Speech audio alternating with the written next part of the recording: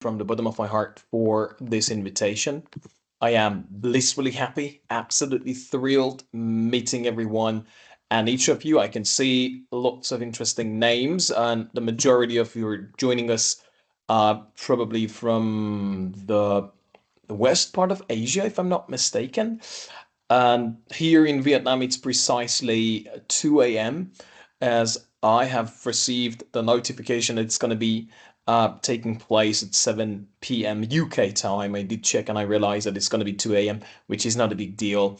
Uh, this is definitely my utmost pleasure being here with you, everyone. So, Yeah, and this is what I forgot to say it. I took a note about it that the timing is different, but you insist in coming to us and join us in this journey during Ramadan. sure, And we sure, have many people sure. from different places. You will find people from Morocco, from Egypt, from Kuwait, from KSA, and from different countries like Thailand, Vietnam, and you will find from the UK. So we are a mix of educators, teachers from different parts of the world. Thank you. Sure, sure. It's absolutely fine. Yes, I was just trying to see that where the rest of you are coming from, everyone. And yes, I am absolutely thrilled to be part of this incredible program. So again, I would like to say thank you wholeheartedly, dear Ertica Academy, if I'm not mistaken. The Teaching Excellence series. I'm pretty sure the previous nights must have been insightful for everyone with lots of takeaways, let's say a lot of food for thought, and hopefully, I hope that tonight's session is also going well with you guys. So, beautiful ladies, handsome gentlemen, I am unable to see your faces, but can you do me a favor and type into the chat box and tell me, guys, how far are you from the closest window? In fact, right now I am 30 cms, 30 centimeters far from the closest window. How about you guys? I wonder if you can type, and I would like to see that how far you guys are from the closest window. I would like to see the chat box. Chat I, is I, not I available. yeah, it's enabled. They can't use it because they are from outside the organization, but they can Sure. Not mute themselves and participate. And thank you okay. for pronouncing Ertica in the correct way.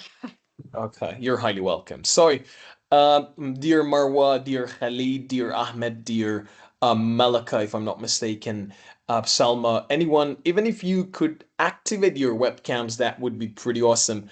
If not, not a big deal. But I would preferably like to interact with you all, joining us from every corner of the world. So I wonder if you can tell me through your microphone that how far you guys are from the closest window.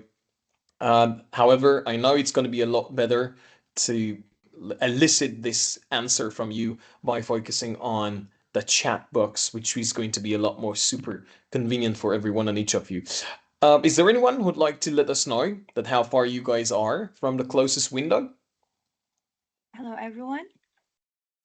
Yes, dear Hoda, Hello, Mr. Archie. Yes, my name is Huda Harshi. I am a teacher and I am 5 inches far from the window. Wow, brilliant. I began to fall in love with your level of accuracy. 5 inches, how precise you are. Brilliant. So, Hada Harchi, can you nominate someone else if you can spot anyone's name here? For instance, Russia or Abdul Hamid or Fatia or Mahmoud or Salma. Nominate someone. What Yes, so about I will talk some? about myself first. Okay, so go ahead, go ahead. I'm after you, Huda. No worries. Sure, sure, go ahead.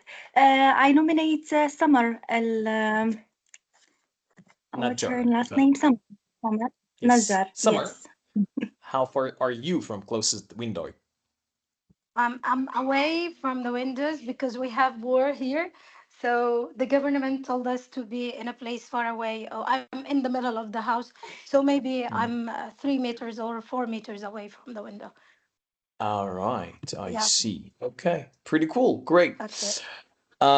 So, Shall I nominate Ottoman to participate? okay, nominate someone else as well. Okay, yes, nominate someone else. Yeah. So I'm kind of about like Can you give me a number indicating your your distance from the closest window? 6 meter. Wow, brilliant. Again, I began to fall in love with your great level of precision and accuracy. Brilliant. So, I hope that everything is going safe and sound with you guys. I was about to play this game, but I'm afraid I have to skip, as we are probably pressed for time and you are not allowed to type into the chat box. This is a kind of getting to know each other activity. I assume that you have had ample opportunity to interact with each other throughout this teacher excellence series, so I'm going to skip this one. But if you like, I can explain later that how we could play and incorporate it in an online environment. And the ultimate purpose of asking you to type how long or your distance from the chat box is to make sure that I'm audible and I am visible. So today in this session, we're going to primarily address three main parts. We're going to explore how to use AI to write lesson. Can anyone tell me what that missing letter is? Lesson. You can tell me through your microphone. Fantastic.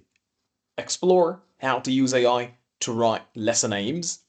The second part is going to be considering how to use AI to generate lesson plans which match the Plans. fantastic plans you currently write. And finally, we will wrap up this session in less than 50 minutes practicing using AI to generate lesson aims and plans. And this is what you're going to do step by step and along the way as we are going and moving forward. So I would like to elicit a number from you guys. What do you think? Unfortunately, you are unable to type into the chat box, but what is the percentage of English language teachers worldwide who are already using AI tools in their teaching practice? This is based on some of the most recent research that has been conducted in Southeast Asia by the British Council, and this is one specific, interestingly, a kind of amazing fact. Can you give me a number from 1 to 10, 1 to 100%? What is the percentage of let's say, application of AI amongst ESL teachers, English language teachers or instructors? Can you give me a number? Beautiful ladies, handsome gents. Nuha, Hey, oh sorry, there. sorry. I guess 7 or 8%.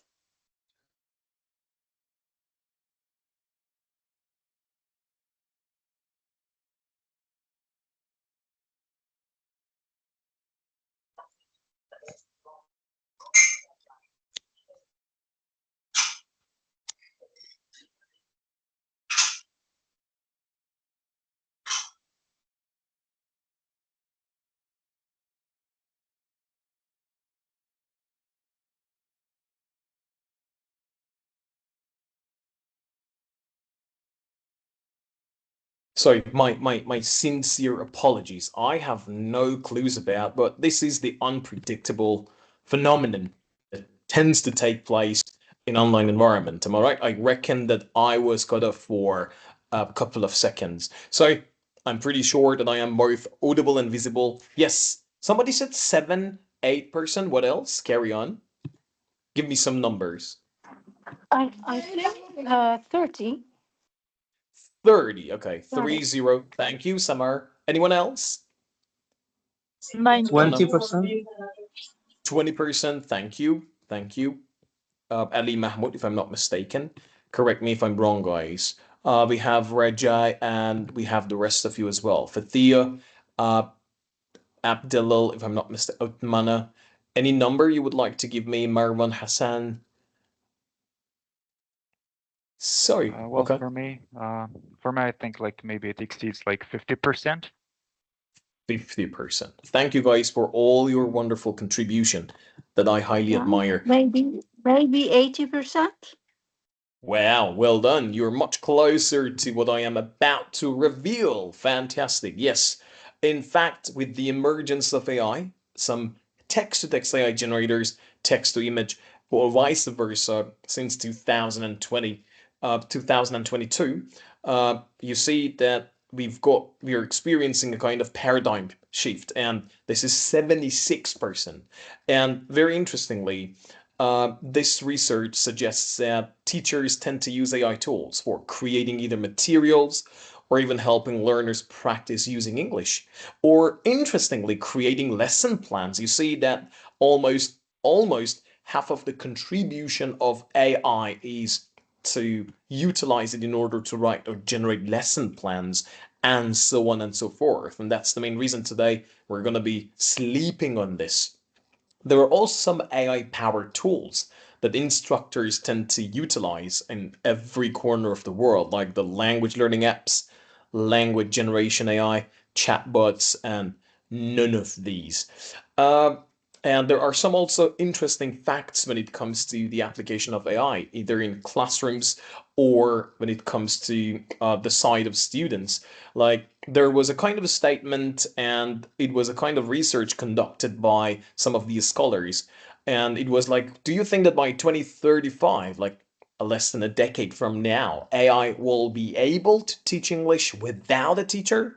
And interestingly, the vast majority of participants showed a certain level of disagreement, although we can see some would agree. And surprisingly enough, on the other side, you will see that there was a kind of research, and very surprisingly, you will be flabbergasted because here there is a question like, for which subjects have you replaced tutoring sessions with ChatGPT? And English has got more than 40%. This is both for parents of younger students and high school and college students. And I reckon, according to this research, I reckon we are going to find ourselves redundant, or we are probably making ourselves redundant. Here, how effective ChatGPT is going to be in terms of studying and tutoring. And interestingly, high school students believe it's going to be roughly 90%. And parents, who are the stakeholders who would like to pay and they would like to reduce the amount of money that they are going to allocate, it's more than 90%. So this is pretty interesting, at the same time surprising, that what is supposed to take place in a not very distant future. So I was just trying to give you the chance to get some basic fundamental pieces of information when it comes to the application of AI in our classrooms. Today, in this session, as we have already pointed out, we're going to be focusing on lesson planning and how AI could assist us. So, beautiful ladies, handsome gents, all dear 33 participants from every corner of the world. I am pretty certain there were moments in your life, in your journey, that you were called to teach or cover or play the role of a substitute teacher. Am I right? And what if it's going to be a very last minute call? You enter the classroom and you start focusing on three major things. Am I right? You're probably asking yourself, if you're experienced, you're going to say, okay, what are the teacher resources that I'm going to rely on? Who are the learners? What is the lesson content? Am I going to rely on a specific customized material, or I'm going to use a prefabricated book, for instance?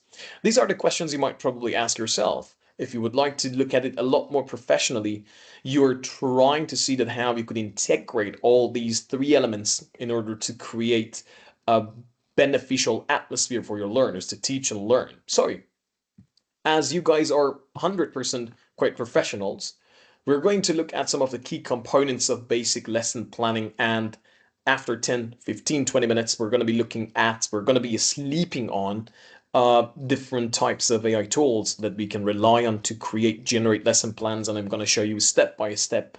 So, from your viewpoint and from your perspective, everyone, Samar, Mahmoud, I cannot recall some of your names, Marwa, let's say Besma, Haidar, Rajab, Abdul, Fathia, Rashab, everyone. Sorry, guys, if I don't have ample time to call everybody's name. But from your perspective, what are the four key components of basic lesson planning? Basic lesson planning, not a professional one. It means you're not attending a Delta course or Cert TESOL Trinity College London, or a CELTA course or a Deep TESOL. If you're going to write down a basic lesson plan, what are four key components you will take into account? I'm going to be silent for 30 seconds. I would like to hear from you. I wish we could type into the chat box, but not a big deal. Let's go for plan B. If you were to choose four key components to take into account when you're writing a lesson plan, which ones would you pick? First of all, lesson objectives, aims of the lesson or objective. Thank you so very much. I literally appreciate that. Is there anyone else who would like to share more thoughts? Lesson Lesson objective.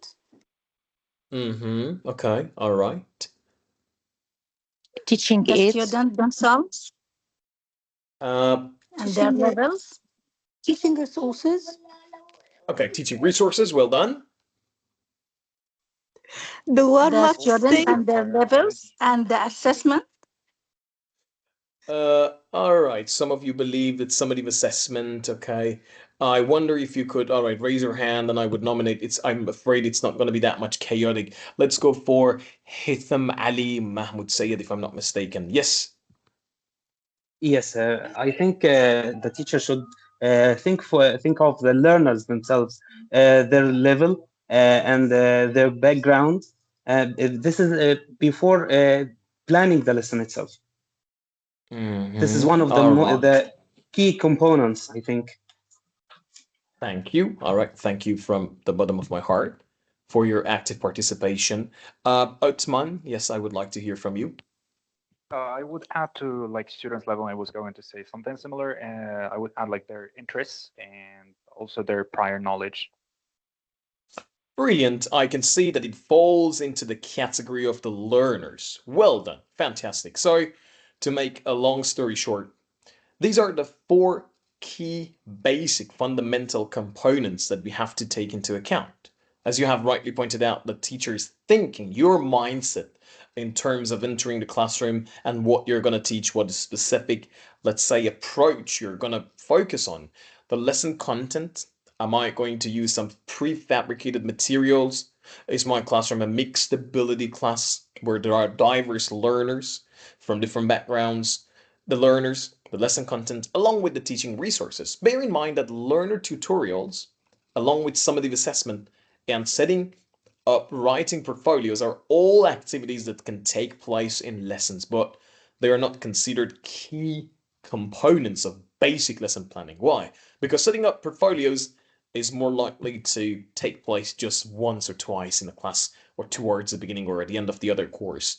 Learner tutorials will occur at regular intervals throughout the course, perhaps on a monthly basis or at set times. Summative assessment will occur towards the end of the course. So, now I would like to give you the chance to do a quick quiz. I wish again we had the chance to probably use the annotation or type into the chat box. But I know there are some specific restrictions, constraints, and limitations, which is absolutely fine. Now, I'm giving you some time to rack your brain. Which of the key components of lesson planning is this teacher thinking about? For example, this teacher would say, I could use that video I did with my own class last time. So, when the teacher is primarily focusing on using visuals or specific, let's say, visual audio material or content in order to teach or engage lessons or either elicit something from them, do you think he or she's dealing with lesson content or addressing learners or teaching resources? What would you reckon, guys? I'm just jumping to number three. Any guesses? Using a video. Is it relevant to lesson content or learners or teaching resources? Um, It- yeah, I think I'd like to teaching say resources.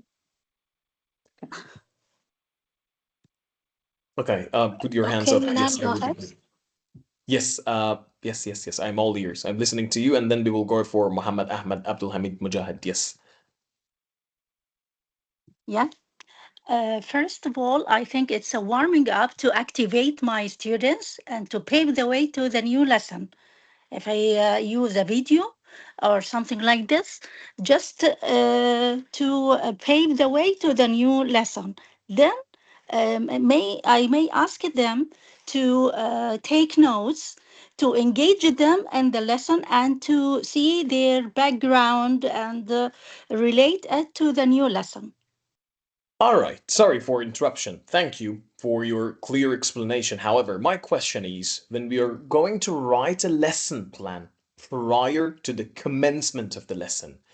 If I'm going to consider using a video in my lesson, am I talking about or thinking about lesson content, or does it refer to learners, or it's relevant to teaching resources when I am thinking about using a video? Lesson content. That's Lesson content, okay, thank you. As Uh, a resource. as a As a resource, so you resource. believe teaching resources, not lesson content Yeah. necessarily. resource.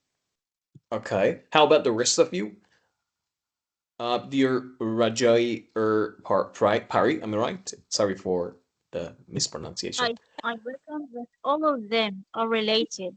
Lesson content and the learners and the third thing that you say. They Okay, are all right. all of them. All right, okay. Thank you guys from the bottom of my heart. Uh, in fact, I'm using my magic power at this time of the year and time of the night. So, at this level, when the teachers say they need a lot of support for free speaking, it means this teacher is trying to put learners at the top of the list and think about them. So, that means one of the key components of basic lesson planning. When the teacher says, I better do some kind of leading about wild animals to get learners interested in our new topic, that means lesson content. So you see, the content is going to pave the path for you in order to teach more effectively. Do you see? And that means lesson content. The third one is teaching resource, as you have rightly pointed out. Video is only a kind of aid. Visuals are only aids, and they are resources that you rely on. And finally, when the teacher says meaning of this grammar is almost challenging, so I'll need to concept check it carefully. So here we are dealing with lesson content. So you see, lesson content matters, and it is that's certainly our high priority when it comes to teaching a particular lesson. So, but lesson planning, there is a significant difference between a last minute lesson plan. Can you recall, like 10 minutes ago, I said you might have probably experienced receiving a phone call and you are being asked to cover or substitute another teacher at the very last minute. You might probably write down a last minute lesson plan created by a substitute teacher and a detailed lesson plan created by a teacher on a training course. However, both documents are a representation of a teacher's mindset or thinking. So we can think of lesson plans, guys, on a continuum. You can see at one end, we have the quick notes written by substitute teacher. At the other end, we have comprehensive lesson plan, a detailed lesson plan used in specific teaching contexts. I reckon Samar has got a question. Am I right, dear Samar? No. No. Comprehensive lesson plan used in specific. Yes. Yes. Could you please share your screen again? Oh, seriously? Yeah. Oh, I thought. Thank you so much, guys. Mm. I have no clues at what's happening. I reckon that uh, there is a problematic issue probably on my side. Anyway, uh, is it visible, guys? I'm pretty sure yes. And you Yeah. saw Yes. that what I Yes. was talking about. Sorry, I was talking about that there is a huge difference between a last lesson plan created by a substitute teacher and a detailed plan created by a teacher on a training course. However, they both, let's say, these both documents are a representation of teachers' mindset, thinking, philosophy. We can think of lesson plans on a continuum. If you have an in-depth look at it, you will see that at one end, we do have the quick notes written by the substitute teacher. At the other end, we do have a comprehensive plan used in a specific teaching, let's say, approach and teaching context, such as training course or professional development observation of a teacher. In the middle, we have the kind of everyday plans that teachers write regularly for their classes. So you see, it's interesting to put them in three let's say parts or scales of a continuum. And if you agree, like specifically me residing in Vietnam for 8 years in a row, we are leading a very hectic lifestyle in the southeast of Asia. So we tend to write down easy reference plans unless there is a specific teacher training program or professional development, or if there are chances that teachers would like to observe and see that how we could write down a very thorough, detailed lesson plan. So the everyday plan and the comprehensive plan, we will call these the easy reference plan and the detailed lesson plan. Detailed lesson plans. A detailed lesson plan is used in a training course, in a professional development, not usually in everyday teaching. And it contains a lot of details showing all the thinking that goes into a lesson. For example, guys, help me activate your microphone and tell me, we have to include why, what in our detailed lesson plans. What are the missing letters? The first one. Aims and Aims objectives. and Aims. Fantastic, brilliant. Aims and objectives. Brilliant, brilliant, great. Okay. What the hell? Okay. How about this one? In In-depth depth In analysis depth. of and language. language. Language. Uh, SOS. SOS. Okay, well done. for Language. problems and solutions. Fantastic, brilliant. So here we have language skills. If you're teaching language skills, such as uh, the receptive ones, productive ones. Strategies. Fantastic. Potential problem solutions, detailed description of the lesson. Stages. How about Style. stages? Stages. Okay. Great, including learner interactions, such as like working in peers, groups, and timings, and lots of different details. The main advantage is that the detailed lesson plan does showcase exactly what a teacher is thinking. You might not believe, guys, but because I am also in charge of recruitment at my school, we've got plenty of potential candidates applying or applicants applying for this job. And in order to land the job successfully, they have to submit a very thorough lesson plan and see the demo lesson. And during the interview, sometimes they're not doing the demo, but I would start questioning their lesson plan. It does showcase your teaching philosophy, and this allows a teacher trainer, for instance, to diagnose teachers' professional development needs and support the teacher better. Detailed lesson plans, or LPs, are sometimes necessary when applying for a new teaching position, for instance, and if you need to do a demonstration lesson.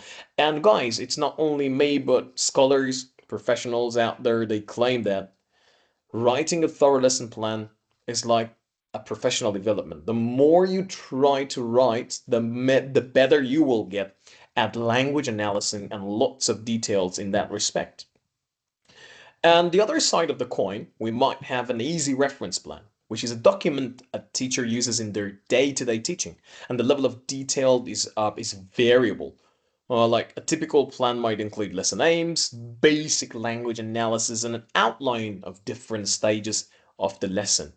And and the merits of this kind of plan. Excuse me, your mics, please.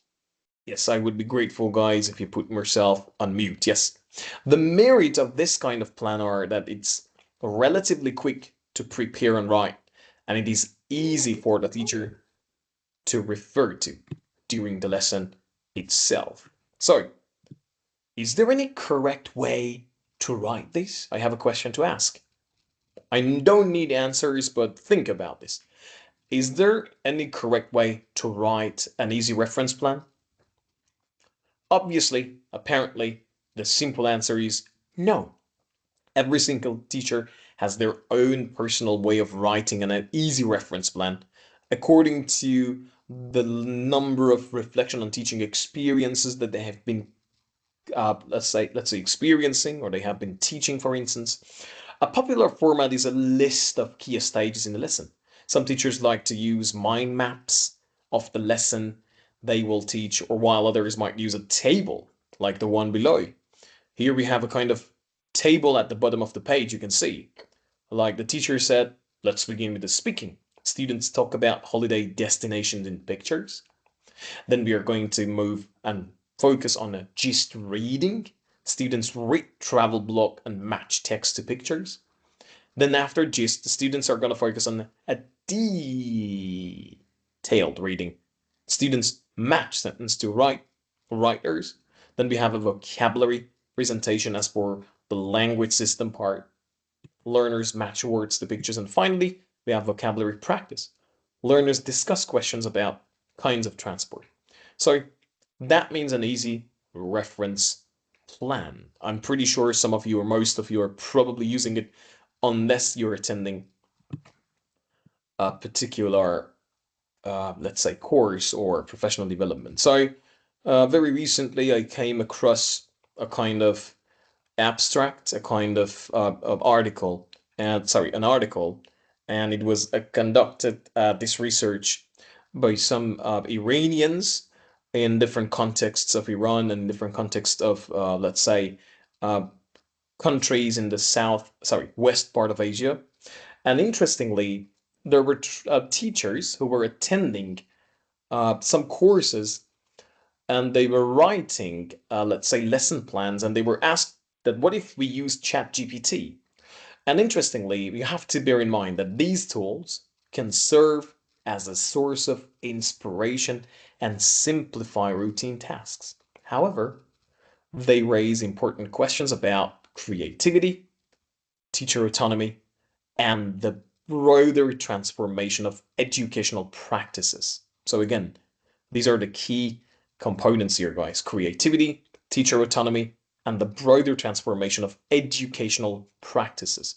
So lesson planning is not merely a technical process in EFL teacher training. It is a reflective practice that enables teachers, participants, to shape their pedagogical identities. That's the main reason.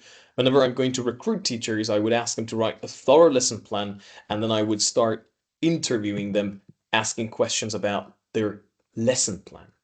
As Henriksen and Kumps note, critical reflection is a core component of digital literacy. So at the end of the day, if we're all utilizing or making use of text-to-text AI generators or any other type of AI generators, it's crucial to have reflection or critical reflection on that side. The tension here lies not in the use of AI, but it's in its potential to displace the process through which teachers learn, refine, and grow. So, um, is everything all right so far? So far? Is there any specific, all right, emoji that you can use? Can you use an emoji here or no? I'm afraid no. If you can use any emoji, show me a thumbs up, which means that everything is all right. Yes, show me a thumbs up if you think everything is all right. Well done, thank you. I'm afraid the rest of you are probably too tired, exhausted, or about to sleep. And I'm asking you, okay, so at this time of the day and in this specific period, to show me a thumbs up. So from now onwards, we're looking at some more practical ideas, guys. We're going to see that how we can use AI to plan lessons. Bear in mind, quality of AI lesson plans, output depends heavily on the quality of prompts. You see, I have deliberately tried to elicit from you. Garbage in, garbage out. So it is abundantly clear that the output of your lesson plan depends to a large degree on the quality of your prompts. Simple prompts often produce unusable plans. Worksheets, resources are easier for AI to generate accurately than full lesson plans. But what are some of the challenges with lesson planning? Lesson plans are complex because they reflect a teacher's professional. Can anyone tell me what this Your word mic, is? guys. Knowledge, Knowledge, methodology, methodology, knowledge, yeah. and the class dynamics. Fantastic, brilliant. You see, lesson plans there are complex, and they're representing multifaceted components like knowledge, methodology, and dynamics. AI often produces plans that are about 70% usable, requiring teacher edits, omit. Best use is like for brainstorming, idea generation, and saving preparation time up to half. So now, as I have already given you my word, we're going to be looking at some practical ideas on how to create better prompts and how to write a lesson plan. In order to create a better prompt, you must be specifically, detailed. So specify key details, the student demographics, first language level, class length, grammar, vocabulary, phonology focus. These are the language systems. If you're teaching any specific methodology, if you're teaching like based on TTT approach or TBL approach, or if you would like to apply guided discovery or exploratory learning or principled eclecticism or PPP, which is found to be the most prevalent one. And finally, the learner's interests. Make sure that you provide clear instructions on activity type, format, whether you would like to have it as a table or list or word limit and style. And upload. I don't know, I'm pretty sure you know that. I assume everybody knows that. Upload and reference your own previous lesson plans to guide AI output. In order to have a, a very desired and tailored lesson plan being generated by AI, text to text AI generators, upload your preferences. Let's say upload your preferable type of lesson plan. So you can train your AI tools. So they will, as a result, generate something that you fancy to see or you would like to utilize more in your classrooms. If they're not suitable, refine your prompts, adjust the length, am I right? Or change the format sometimes, or adapt activity types, or include some more different interaction patterns and request replacement of unsuitable with alternatives. Uh, Bear in mind, it has been even scientifically proven as we are trying to train AIs, they are going to generate something a lot more relevant to what we would like them to do because they are mimicking examples better than vague instructions. All text-to-text AI generators tend to mimic examples much better than vague instructions. That's why if you provide them with sample lesson plan or conversation significantly improves the quality of your lesson plan and the output. And the aim, like what students should be better able to do or understand by the end of the lesson. So, if you agree, let's put it into practice. How can we create better aims? These are 6 cornerstones and principles you have to bear in mind. Because every single lesson plan begins with an aim, am I right? Aim of the lesson. Start with the end in mind, make it specific and measurable. I'm pretty sure everybody is familiar with the SMART. Specific, measurable, achievable, Attainable. reasonable, and well done, achievable, attainable, and reasonable and time bound. SMART. Align it with the curriculum and keep it achievable. Use a student-centered language and personalize where possible. How can we do that? Let's look at an example, guys. I have recently asked ChatGPT, like, dear ChatGPT, my friend, please give me suggestions for a good aim for my lesson. My students are intermediate level and they've recently been learning the present perfect versus past simple. They enjoy talking about celebrity gossip and fashion. Please begin the aim by this sentence. By the end of this lesson, students will be better able to, and here the generated aim or the aim which has been AI generated. So by the end of the lesson, students will be better able to analyze and discuss recent celebrity events and fashion trends using appropriate present perfect and past simple tenses, showcasing a deeper understanding of their usage in real life conversations. This could be only your aim. So you see, the more time you allocate and the more you're trying to be meticulous with the type of aim you're trying to ask the AI to generate, the better, the more desirable the output will be. So remember the key variables to take into account: language focus, student level, student interests, learning objectives, time constraints, teaching resources, student needs, cultural context. I'm teaching in Vietnam.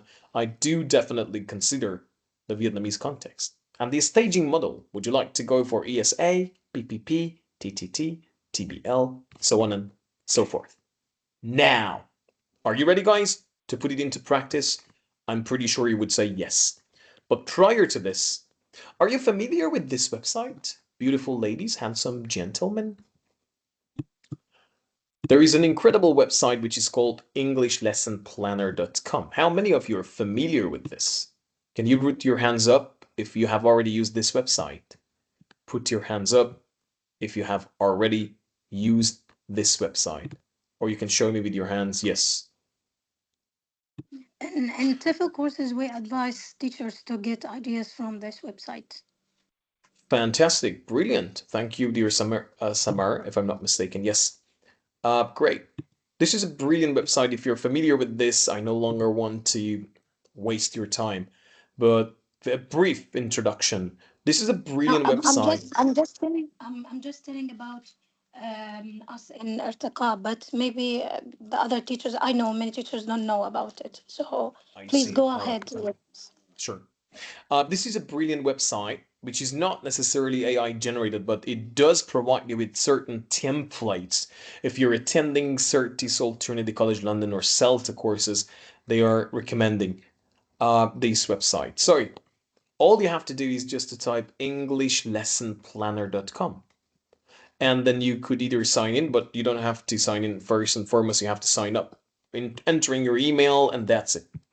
If you flick through the pages and scroll down, you will see that there are some themes, and here you will see thousands of bundles of prefabricated lesson plans, like for past simple, past continuous. These are the most common ones: verb tenses, pronunciation, past, whatever. All you have to do is just to sign up. Because I've been using it for more than a decade, I'm just going to sign in. And the moment you enter this web page, you will find yourself here where you can see my stuff, sign out, scrolling down, and that's it. In order to create a new lesson plan, you need to click on New Plan. You include your own plan name. This is what I would recommend, specifically if you're attending any teacher training courses that they would like you to write a thorough lesson plan. You can include your own plan name, your level, your description. And if you click on, well, this lesson be observed. If you click on yes, it starts giving you a specific template. Imagine I'm about to cover, let's say the World Cup is approaching. And imagine that you're going to teach something about sport. And if you click on observation, yes, it will be observed. They will provide you with some templates. Are you teaching a productive skill or a receptive one? Is it a TBL approach or a TTT approach, or as something that can be predominantly found in majority of classes and courses would be PPP? Imagine I'm going to go for a receptive skill. Imagine I'm teaching a reading or a listening, and it does provide me with a prefabricated stage, you see, or let's say template. We have warmer, how much time you can allocate, pre-reading, while, and a post. If you select this template, then all you have to do is just to dedicate your time. If you click on this add new or add from the list, add your materials, you can write down your aims, sub-aims, class profile, giving some information to the trainers, to the observers, about the students. What would you assume in advance? What are the assumptions? Your personal aims. As a teacher, what are your personal aims? I would like to reduce my amount of TTT. Or timetable fee. What have they been learning recently? What is the connection and relationship between this lesson, the content of this lesson, and the previous lessons? And some anticipating problems and solutions, and then here we go. Warm up leading. All you have to do is just to edit stage. You can click on the edit stage, name aim, procedure. You can even include interaction patterns. Is it teacher to student, student to student? How much time? And then, well, that's it. And finally, you can have the downloadable file. It could be either a PDF file or a Google Doc, or it's a kind of Word file. All right, so I hope that it will come in handy from now onwards in your lesson. So, but now let's keep our feet on the ground. I was trying to introduce this website, but finally, we would like to see that in this era of AI, how can we use AI tools in order to generate uh, a much more tailored, better lesson plan? We would like to put all these 6 cornerstones and the principles together. Can you recall? I said these are the key principles to consider. When you want to write down a lesson plan with the assistance of AI, you can start like this. Dear ChatGPT, dear Gemini, dear Claude, dear any text-to-text AI generator, please help me write a TEFL lesson plan. Then add your lesson aim. And your lesson aim could be, by the end of this lesson, students should be better able to. Can anyone tell me why I am trying to use this prefabricated fixed phrase here? Why am I trying to use should be better able? Anyone who'd like to share any thoughts? I would be more than pleased to hear from you. Beautiful ladies, handsome gents. Anyone? Hanane, Marwa, Muhammad, Chakr, am I right? If I'm not mistaken. Reza, Zusir, if I'm not Rajai, Fathai, Fathia, Asma. Is there anyone who'd like to give me a reason? What's the purpose of using this prefabricated utterance? Like, by the end of this lesson, students should be better able. I think to be accurate.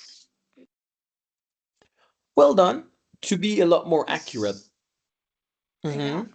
So it can understand my request clearly. Well done. Great. And respond in the right way. Or it means like the best advice too. Fantastic, brilliant.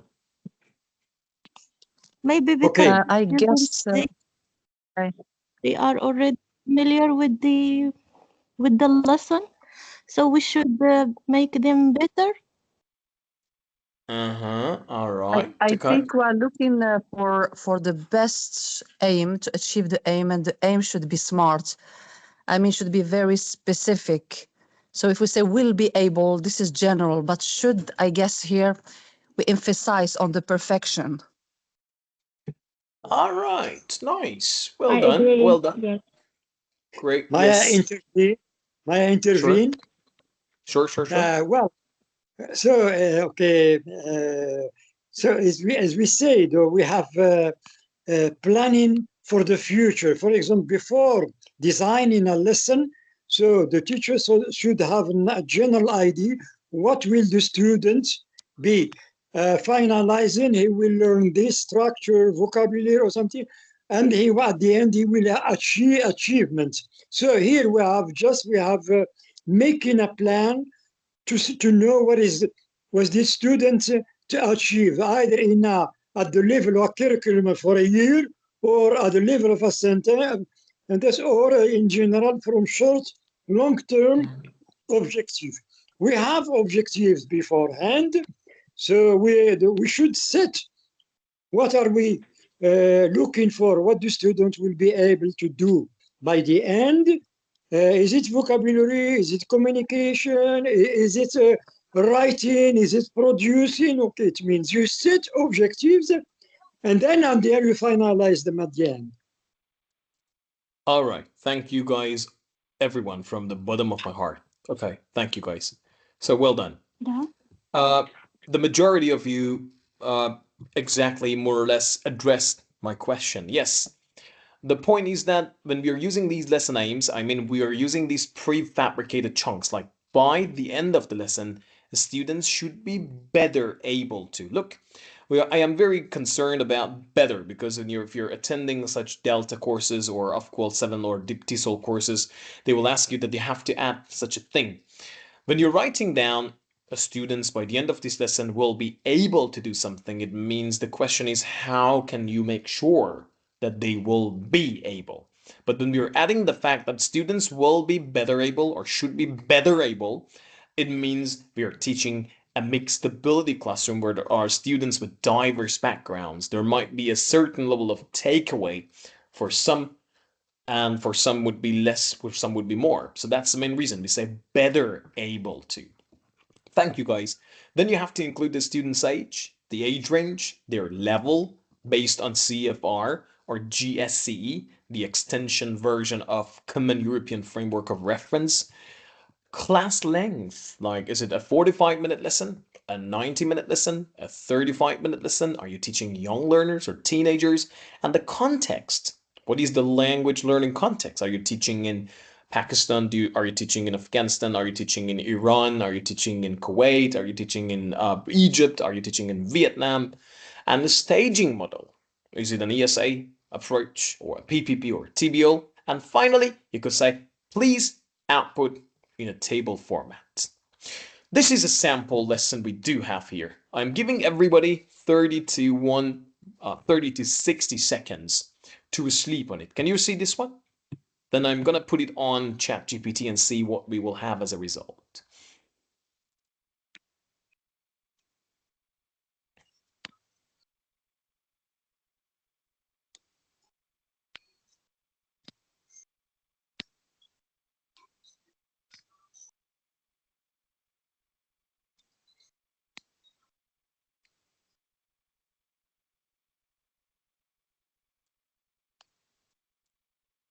All right, so beautiful ladies and handsome gents, if you don't mind, I would like to copy this and then immediately put it on this ChatGPT. So I'm going to say, dear ChatGPT, my friend, sorry for bothering you at around 3 a.m. in Vietnam, but fortunately AI is 24/7, always at your service, free of charge. So please help me write a TEFL lesson plan.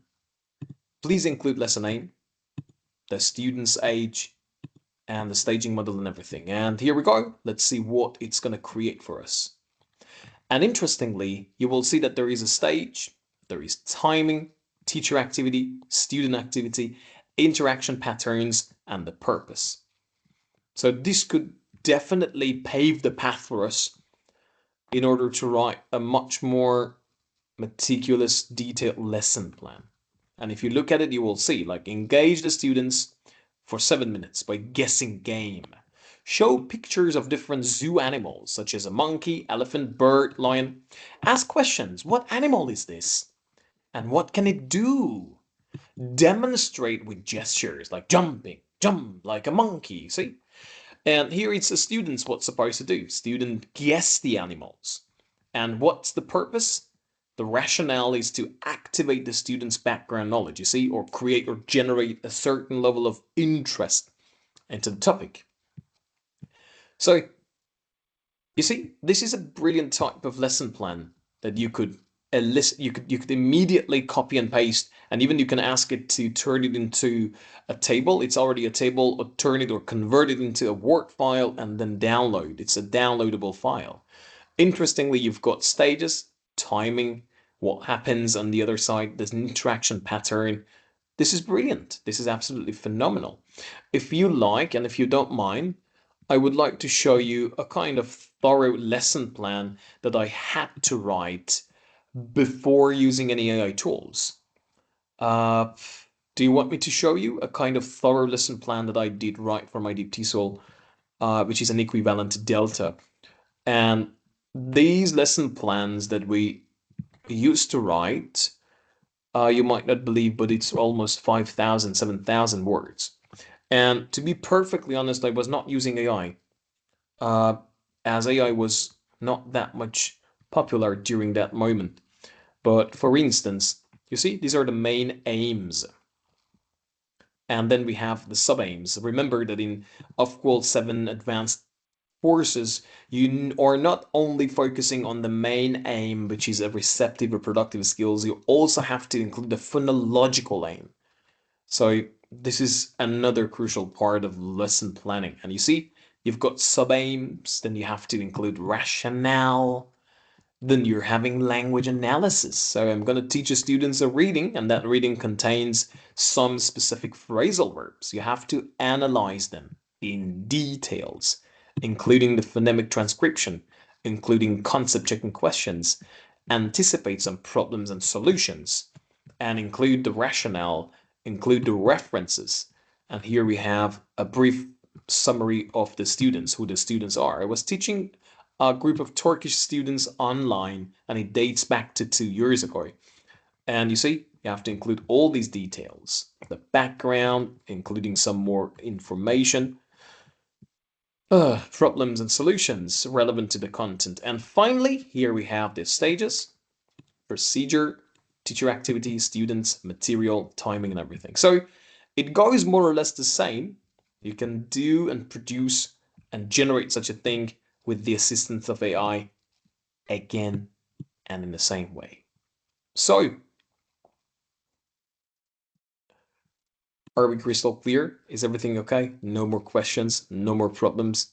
You can show me a thumbs up uh, if everything has been transparent so far. Yes, I reckon that Mariam at Trari, Yes, you have got a question or? yes, it's just a kind of a comment because I have already asked ChatGPT to generate for me a lesson already following the CELTA model, and indeed it gave me these stages, and they were in detail and with activities, with I mean everything. It was kind of an excellent lesson plan. And the only thing is that when I used to do my lesson plan, because I have my CELTA, so I used to do it. It takes a little bit time, but with the ChatGPT, it's just few minutes. So it's Ah, something amazing. mhm. It's amazing, yeah, indeed. It helps a lot. It saves time to the teacher, and even the um, the um, the problem of thinking of what you're going to do for your student as activities, as a follow up, so he generates everything for you. So it saves a lot of time. Yeah, indeed, Mhm. I have seen this. Yeah, and thank you so much for this idea. You are highly welcome. Thank you indeed. But bear in mind, guys, one of the downsides of AI tools in this era, specifically for us teachers or even students, uh, dear Hanana, I will give you some time, would be that it might probably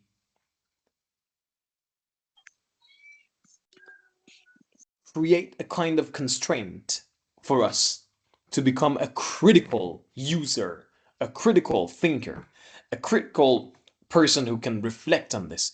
Remember, even if you're using AI tools, attending Cambridge courses, DIPTIS, I mean, Trinity College London courses, any courses, and if you're writing a lesson plan, if you're just going to, yes, I know it saves a huge amount of your time. It does definitely pave the path for you substantially. But at the end of the day, it is absolutely vital to be a critical user of AI tools, to be a critical user of AI tools, having critical reflection, because that's the core component of digital literacy. I have recently attended a conference, and there was a friend of mine who was giving a speech, and he was very interestingly talking about technology and pedagogy, and he believed that pedagogy first, technology second. Pedagogy first, technology second. So it means even if or even though that AI tools, ChatGPT or any other text-to-text AI tools, even if you like, because uh, you have made it tonight, if you like, I can share a link with you. I have been compiling thousands of, not thousand, 160. Let me know, guys. What is that website? Escaping my mind. Uh, what was the website? Padlet. I have been recently compiling for the last 2-3 years. I've been, let's say, uh, running lots of professional developments globally and regionally, and I've been compiling more than roughly 200 websites, all AI tools, prefabricated materials, and if you like, I can easily share it with you. And okay, guys, let me see, because you have just mentioned ChatGPT. Okay, Hannane, I reckon you were about to say something, am I right? If I'm not mistaken, dear Hannane. Okay. Ah.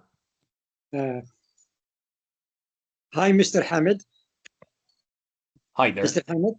Yes, yes. Mohammed Shakir from Casablanca.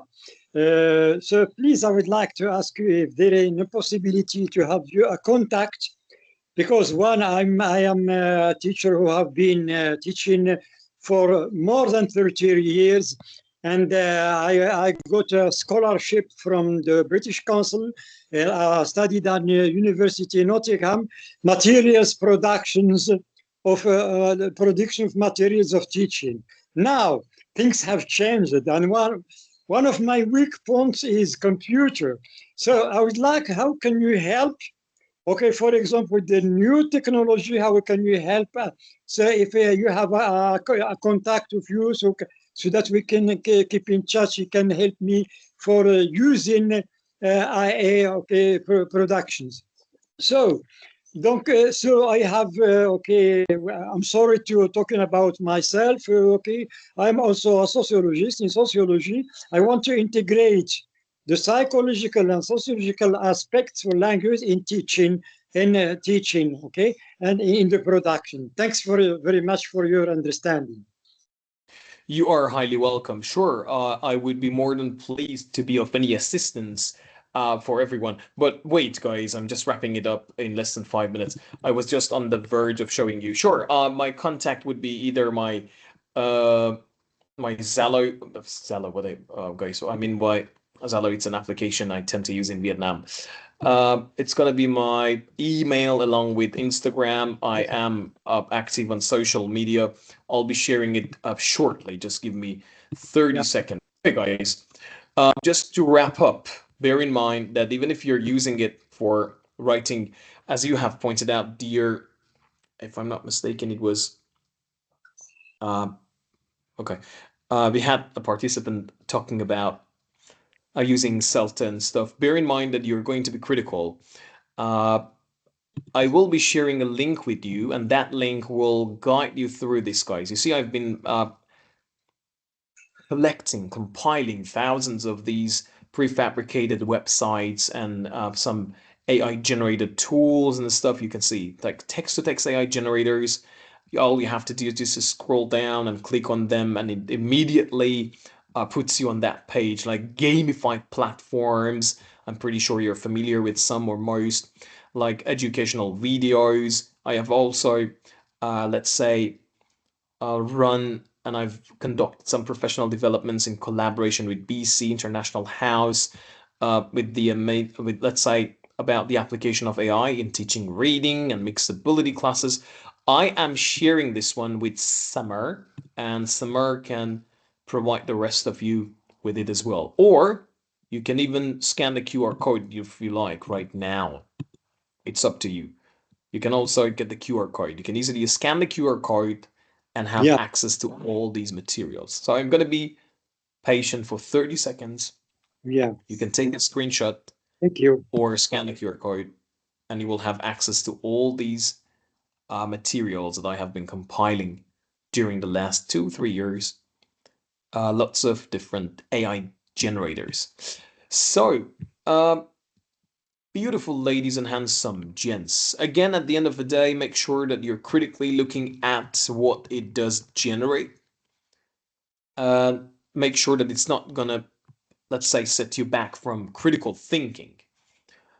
At the end of the day, bear in mind that AI will not replace teachers, but teachers who do not embrace AI will be at risk of being replaced by AI. So it is absolutely vital to keep ourselves up to date. And bear in mind, it doesn't matter, regardless of your age, regardless of your professionalism, regardless of your context, you don't have to be great to get started, but you have to get started to be great.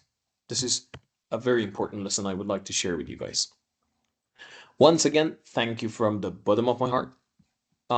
There will be time for Q&A.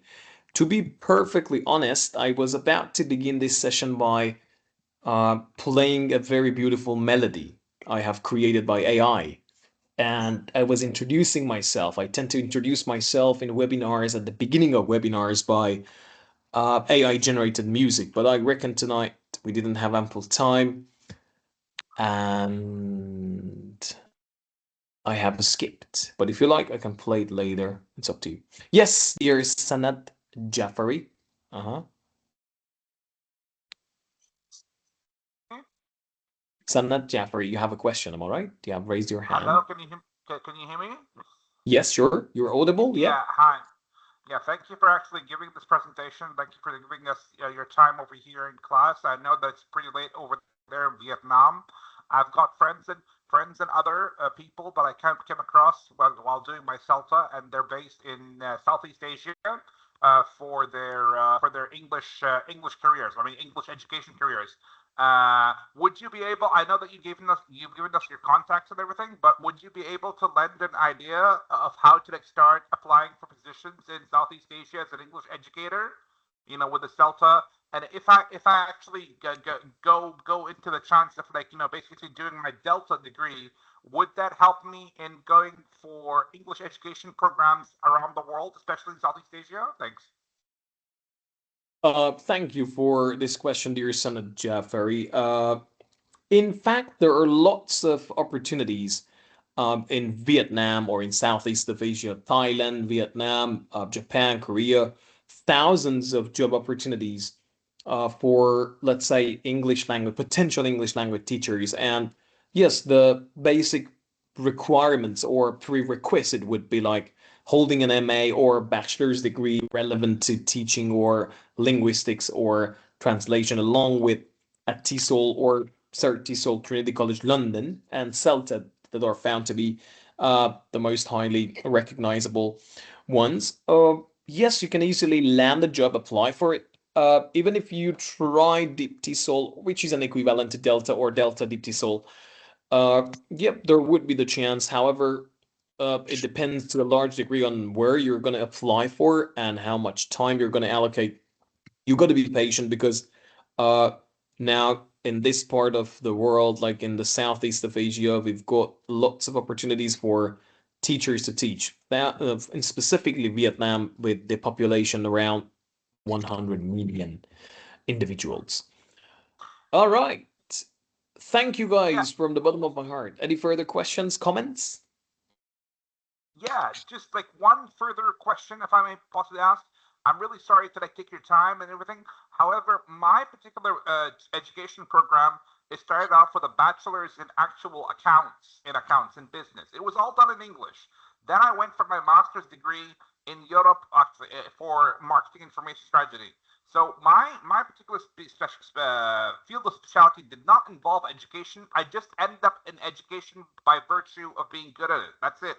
So but I do have a CELTA. How does a person like me go ahead applying for teaching jobs in Southeast of Asia with no relevant undergraduate degrees in the field of teaching?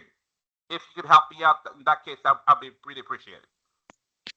Yes, as with Vietnam, I know that very recently they have legislated some specific rules. They have set some new rules and law that it is absolutely vital for the potential teachers to hold a kind of relevant degree from a university. But there are still some areas that they can do and facilitate for that. There are Facebook pages that says like teaching ESL jobs in Southeast of Asia or in China or in Vietnam. Even if you can text me or you can send me an email, I can ask you to download an application, a social media application, which is called Zalo, which is in Southeast of Asia in Vietnam. And there are already some groups, recruiters, school managers, and they tend to upload or publicly, let's say, announce a lot of job opportunities, and you can send your email and your CV. And that's it. The CV, along with your introduction video and documents, everything well prepared. Let's say English version and apostilled, or let's say legalized, and that's going to help. Thank you, everybody. Dear Samar, once again, thank you for this invitation. I hope that this session gave everyone some food for thought, and I hope that we are hopefully going to live in a world which is full of tranquility and, let's say, peace in every corner of the world, either in west, east, south. And wish you the best of luck, guys. That brings us to the very end of this session. Thank you, guys. Thank you so much. Thank you so much. Thank you so much for this virtual session. Thank you so much. Yeah, and I feel I don't know, but I feel you are sleepy right now. It's I think it's 4 a.m. It's three. No, it's a quarter after 3 a.m. So Oh, it's like okay. Thank you, Mr. Hamid. thank You're very you. much welcome. Thank for you so your much. profound conference. It's really interesting. So we'd like, as you said, have more peace in this world. Okay, and is it as far as your email? Where can we find your email so that if it's possibility to send you? My email can be Yes, found. possible. Yeah. If you don't mind. Sure. Here we go. Please, Okay. guys, take a screen. Okay. Thank you. Just a moment to register it. I'm sorry.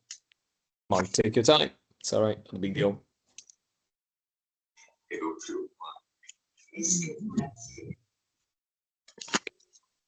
Okay, dear colleagues, do you have any questions for Sir Hamid?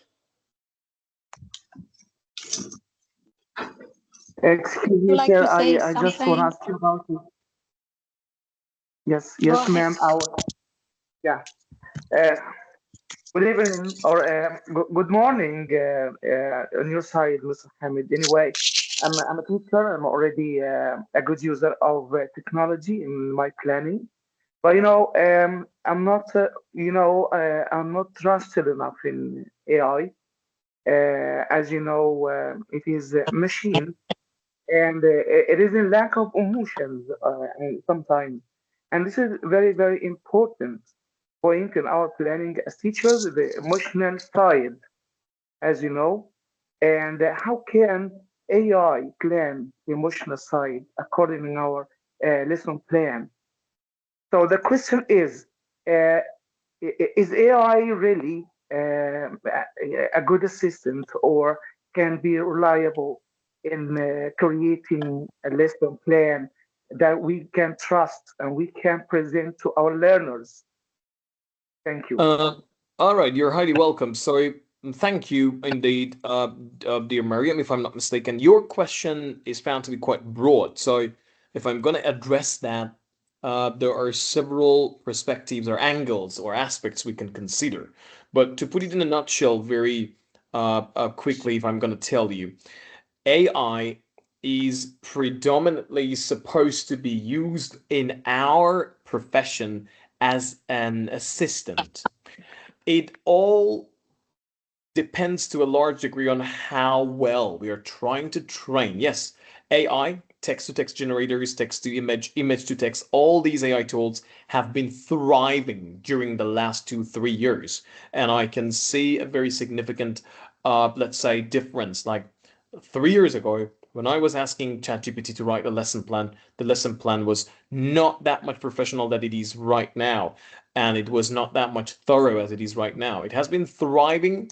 However, you have to think about the critical aspect. Yes, uh, bear in mind that AI is a kind of artificial intelligence. It's stimulated and it's going to simulate the human's brain and thinking As a result, it's not going to understand our world, our context, or generate a genuine type of communication. And yes, as you have rightly pointed out, emotions are definitely the most neglected area on their side.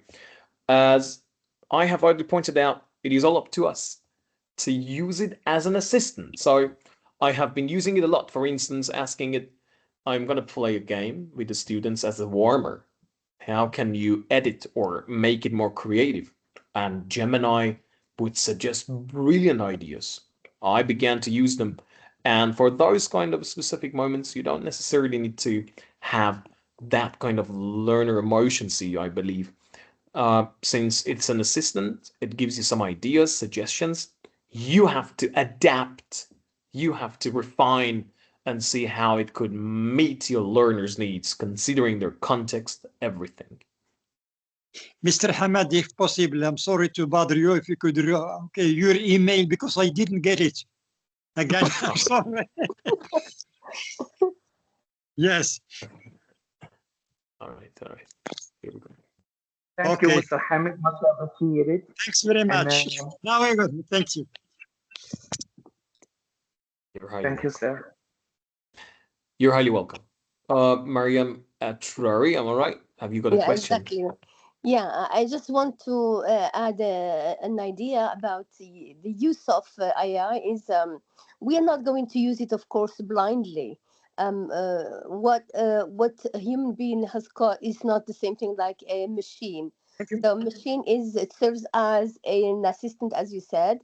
So I think that teachers should use AI in a way that it will save them time and maybe promote lessons for them or the learners independence and encourage their personalized learning and maybe support them in making the best of themselves for the students.